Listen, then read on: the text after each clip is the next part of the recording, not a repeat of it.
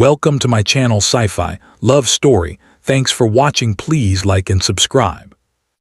The war ended in 12 minutes. Not because the enemy was weak. Not because Earth was strong.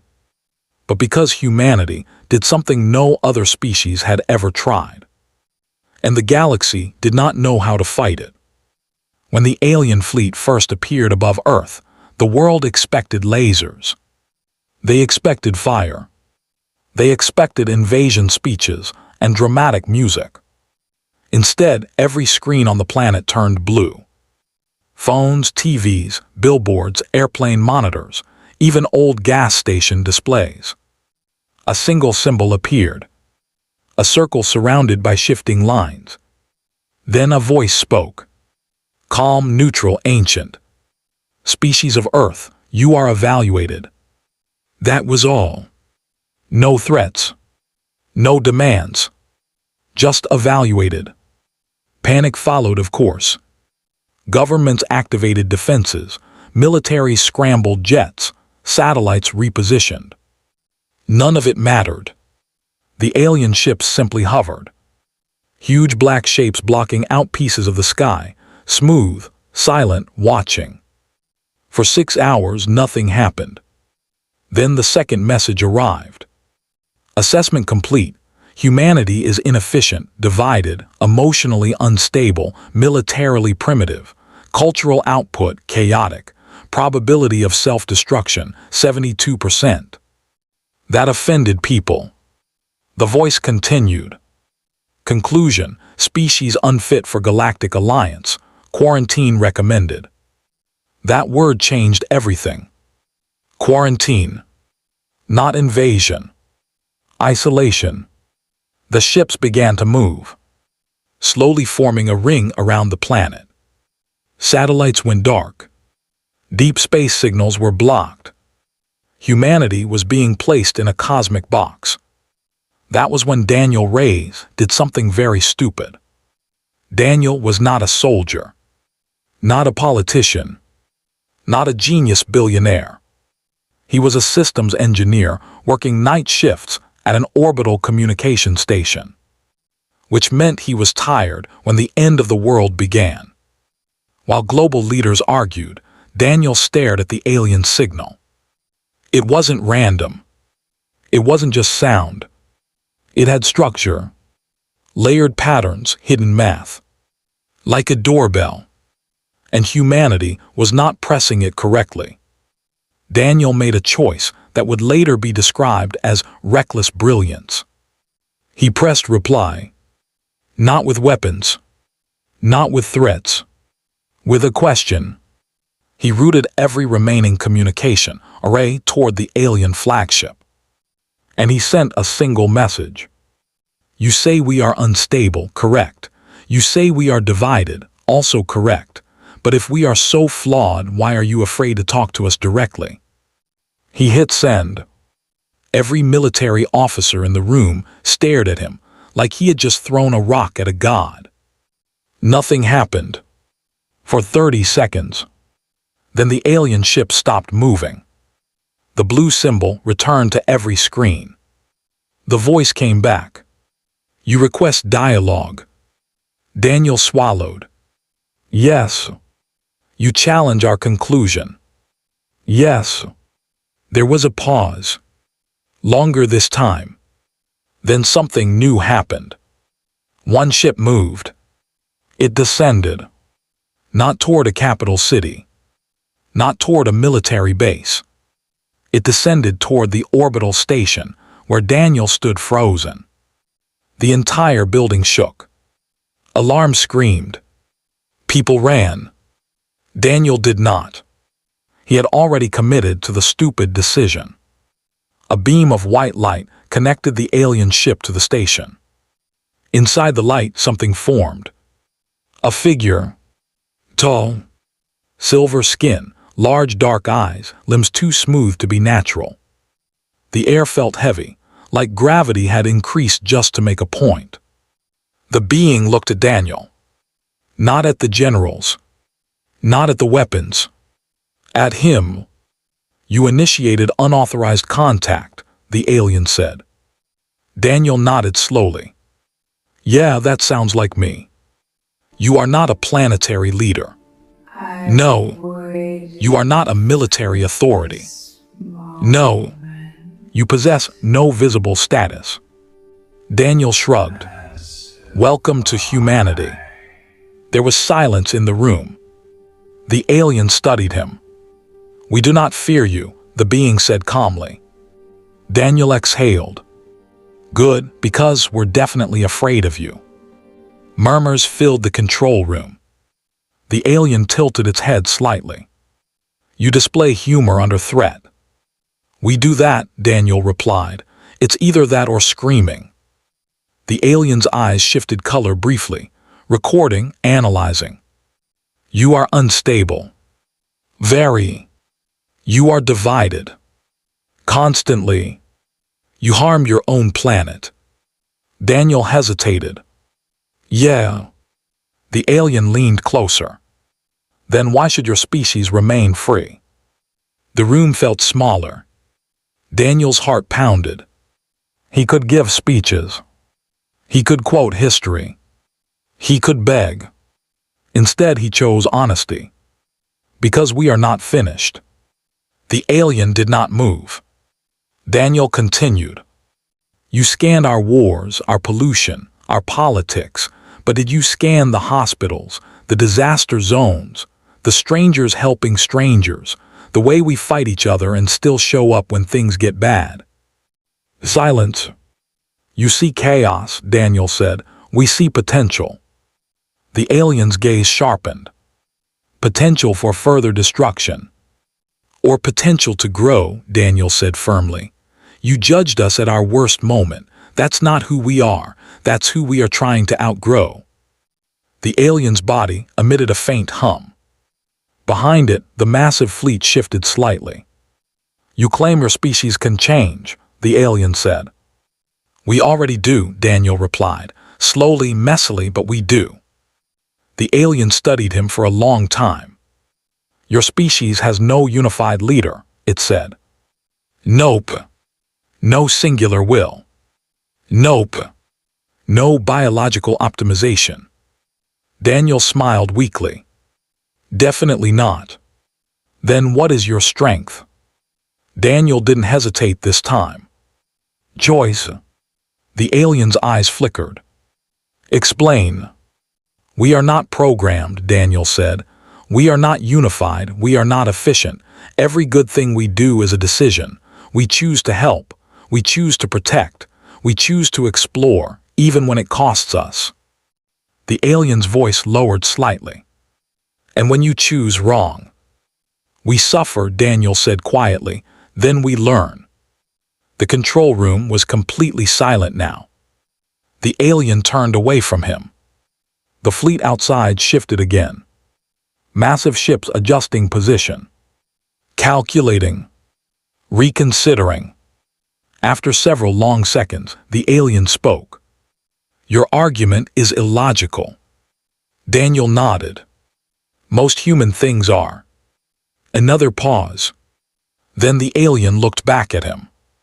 For the first time in 7,000 cycles, our evaluation model has encountered uncertainty. Daniel blinked. Is that good? It is new. The alien straightened. Quarantine is suspended. Gasps filled the room. Daniel nearly collapsed. But understand this, the alien continued. Humanity will be observed, tested. Your claim of growth will be verified. Daniel managed a breath. That's fair. The alien's eyes narrowed slightly. You speak as if you represent your species. Daniel glanced around the chaotic room, at the frightened faces, the military officers, the engineers. I don't, he said, that's the point. Silence. Then something unexpected happened. The alien inclined its head. A small gesture, but unmistakable. Humanity will not be isolated today, it said. The fleet began to rise. The ring formation dissolved. The black shapes moved away from Earth. Before the alien figure faded, It said one final thing. We will return, not as jailers, but as examiners. Then it vanished. The station lights stabilized. Outside, the sky slowly cleared. The war that could have ended humanity had ended with a conversation. Daniel finally sat down. His hands were shaking. One of the generals stared at him. "You just gambled the planet," the man said. Daniel nodded. "Yeah." "Why?" Daniel looked at the empty sky. "Because if they're advanced enough to judge us," he said quietly, "they're advanced enough to understand us." Far above Earth, inside the retreating flagship, alien analysts processed new data. One conclusion repeated across their systems. Humanity was inefficient, divided, emotionally unstable, and dangerously unpredictable. For the first time in galactic history. That made them interesting. 2 years later, Earth had changed. Not in the way aliens expected. Not with massive weapons or perfect unity. It had changed quietly, messily, humanly. Daniel Reyes had returned to the orbital station, not as a systems engineer, but as an advisor to the United Nations' newly formed Interstellar Observation Task Force. The aliens had returned as promised. They hovered beyond the atmosphere in massive black ships, scanning, observing, watching. Humanity could feel their eyes in the sky every day. The first test came on a Tuesday. A series of strange objects entered Earth's orbit. Not ships, not satellites. They were oblong, metallic, smooth, and unlike anything humans had built. No one could communicate with them. They just floated in formation above the Atlantic, blocking sunlight in strange, subtle patterns. Panic spread naturally. But this time, humanity responded differently. Daniel and the UN task force convened. "They're testing our reaction again," Daniel said. "Remember, efficiency is not our strength. Adaptability is." The generals frowned. "Adaptability is not the same as coordination," one said. Daniel smiled faintly. "Try telling that to the planet." For the next week, people observed. Scientists analyzed, artists sketched, hackers streamed data, farmers mapped shadows, schoolchildren built small models. Humanity did not panic. Humanity did not fire weapons. Humanity reacted. And the aliens watched. By the second week, the objects began to move, slowly at first, then faster.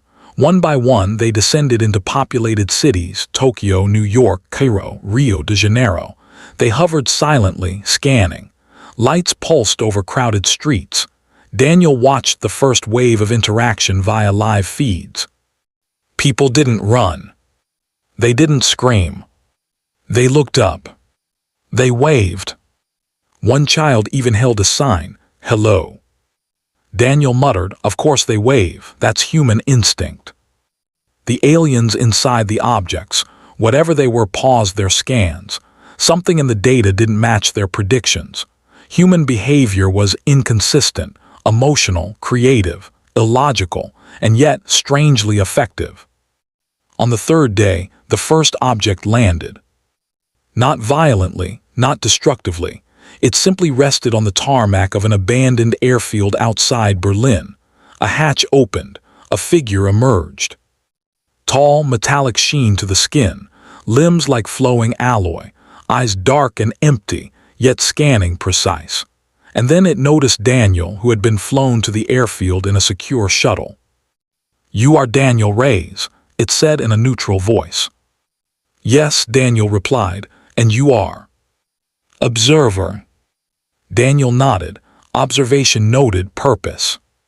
The figure paused. To test the adaptability of humanity under stress.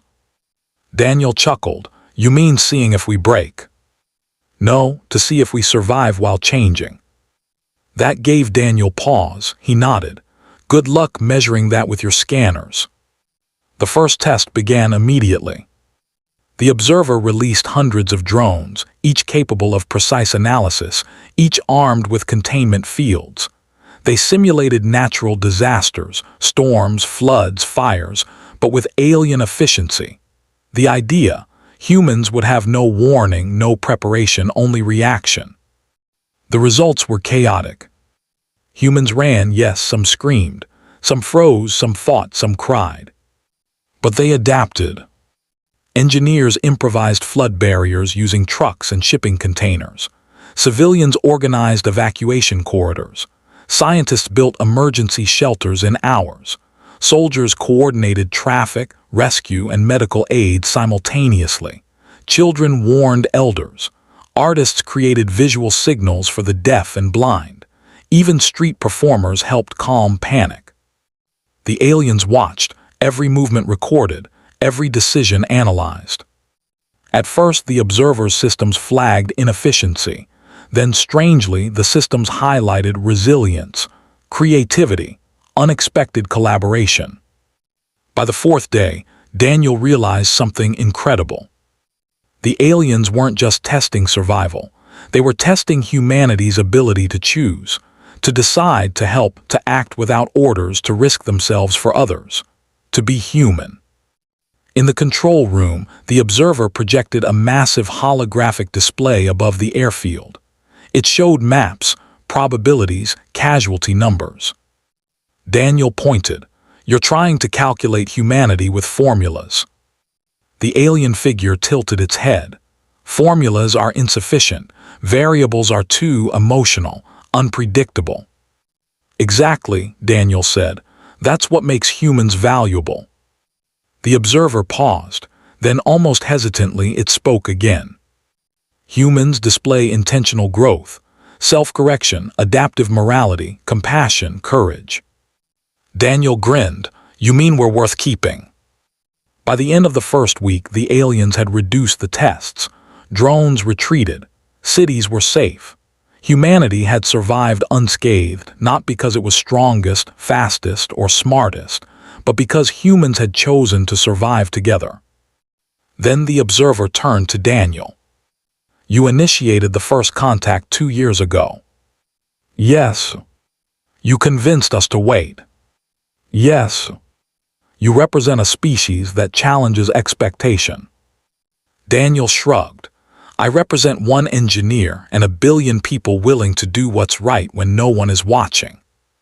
The alien figure seemed to consider that. Its eyes flickered in ways Daniel didn't understand. "Observation complete," it said finally. "Your species is exceptional." Daniel blinked. "Exceptional how?" "Not for power, not for precision, not for speed." Daniel smiled faintly. "Then what?" "For choice," the alien said. "For the unpredictable, the stubborn, the resilient. You are dangerous to your enemies, but also invaluable to your allies. You survive not because you are designed to survive, but because you decide to." Daniel laughed quietly. "So basically we're human." "Yes," the observer said, "and that is rare." The aliens departed. Not in secrecy, not in anger, not in surrender, but with an understanding. They left messages for Earth governments, coordinated interstellar observation stations, shared technologies, opened limited trade, allowed safe passage through known space lanes. The Earthlings learned fast. They adapted. They thrived. All thanks to one engineer's decision to speak honestly when the galaxy expected threats. Daniel watched the first alien freighter dock in orbit, delivering medical supplies and clean energy devices. Children waved from windows. Scientists cheered. Politicians argued over proper procedure. Artists painted murals. Humanity acted as humanity always did, messily, unpredictably, brilliantly. And somewhere far above, the observer monitored it all. Not satisfied. Not impressed. Simply aware. Aware that humans had survived, changed, grown, and done it all without surrendering who they were. That was something no other species in the galaxy could understand. Daniel turned to the team beside him. Engineers, scientists, diplomats, ordinary people. "Looks like we just passed the test," he said. A young woman laughed. "Does this mean we get a gold star?" Daniel smiled. "No gold star, just survival and the galaxy watching us." They all laughed. For the first time in a long time, the universe felt like it belonged to them. Daniel stared at Earth's blue oceans below, and beyond them, the infinite black of space. "Not bad," he whispered, "not bad at all." Above, the stars twinkled. The galaxy had learned something new. Humanity had survived. Humanity had grown. Humanity had chosen. And the galaxy would never forget. The end.